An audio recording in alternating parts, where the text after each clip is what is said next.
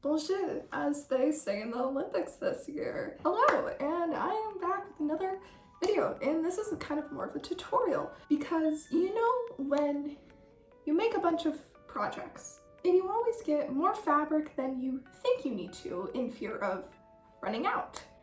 So then you're left with remnants that are too small to do an entire new project, but too big to just be considered a scrap. Today, I am going to take you through the process of how I used some of my scraps and I made this patchwork dress. I am so happy with how it turned out, and I hope you can find this as a helpful way of turning otherwise discarded materials into something you will love for years. So I have made some revisions. I'm doing 5x5 instead of 4x4 now because I realized 4x4 is too small and I like 5x5. And I've mapped out each and every layer. So there will be, I'm planning on 6, but 7 will be accounted for as like if I wanted to make it longer, then I'm gonna do at least 6 and see how that goes. Starting with 3, 4, 5, and then 6 for the rest. And then I'm just gonna shape it from there to make a nice loose dress. In total, it's 60 squares for the front and back, and it is 8.5 yards of fabric. So there's that information if you would like it. I first started off by trying to pick out all my fabrics, and this was kind of the hardest part because I had a lot of fabrics, but a lot of them, they didn't really go together, and I did want this to be eclectic, but it was getting a little too crazy. So eventually I landed on these 4 fabrics and I got to cutting. Alright, day 1 of cutting, I have 4 of these pink ones and all 15 of the yellow and blue. This has taken me about an hour and a half. I knew it was going to be time consuming, but I wanted to make sure what I did with the scraps was something I actually liked. I did 5x5 inch squares. You can make them bigger or smaller, or I don't know, bigger or smaller.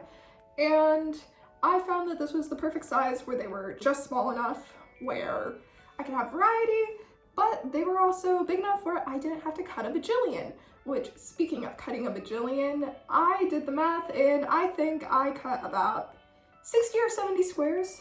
I cut more than I actually needed on accident, so maybe I cut even more.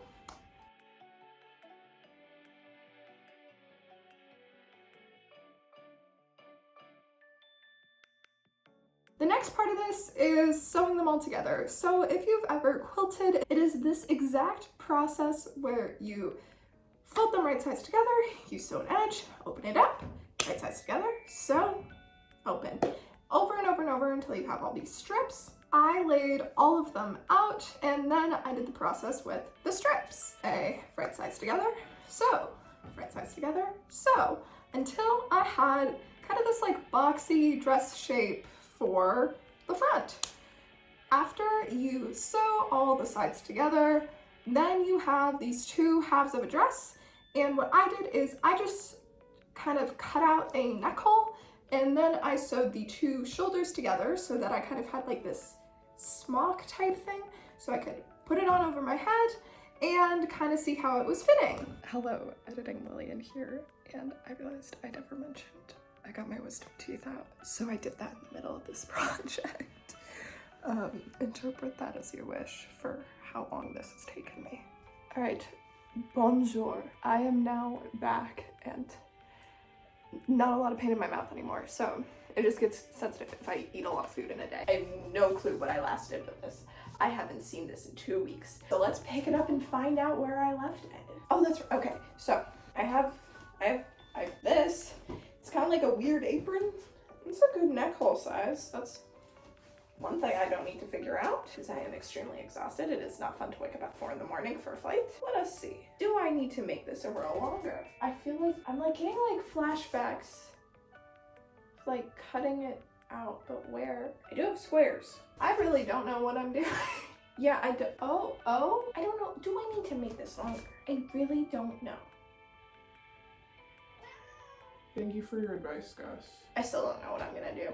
I don't know. Change of plans. I had an epiphany moment. So I have enough left over of this pretty pink fabric, which is honestly the favorite one that I've used on this dress, so I kind of wanted to take over it. I am just going to cut out 2 pieces of it, and I'm going to gather it slightly around the edge because I'm gonna take advantage of my broken machine wanting to gather everything that it's not supposed to. So it'll make my life a little bit easier for this, and it'll add a little bit of flair to it because I do still want it to be a loose dress, but this way I don't need to cut out a bajillion more squares and I still get the looseness that I want. I do have to say this project is quite time consuming, so if you are someone who has a short attention span, like myself, you will find yourself taking a lot of breaks in this project, but eventually you will get it done because I got it done. So just keep going. I have now done the pleats on the front and the back. It's looking very strange right now. Yes, hello, Gus. It's definitely like big enough. And I can always make it smaller if I need to. So yeah, let's do that. And then pocket time. Alright, and then for the next portion of this video, I realized I never said anything about my steps. So here's a very rushed voiceover of how I did the pockets. So what I did for the pockets is I first cut out some extra squares and I found these big buttons and I just lined them up, I believe on the 4th or 5th layer, and then after that what I did was I cut out a hole and I just went around with a zigzag stitch on my machine doing the lazy way of hemming a buttonhole.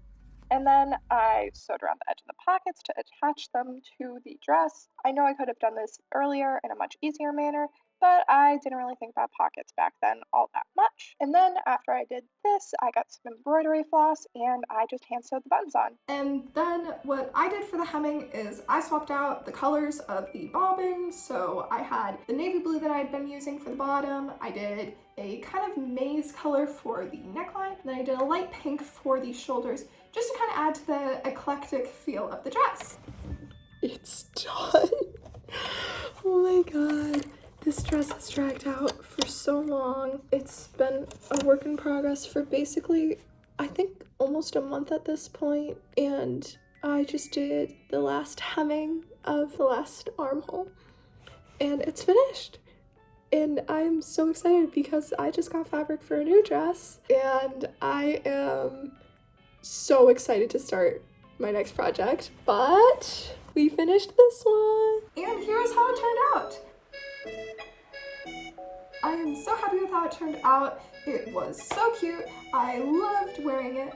And it's like the perfect kind of spring, summer, winter, not really fall with the colors I chose dress. If you made it, please let me know in the comments how yours turned out. And yeah, I'll see you next time. Bye.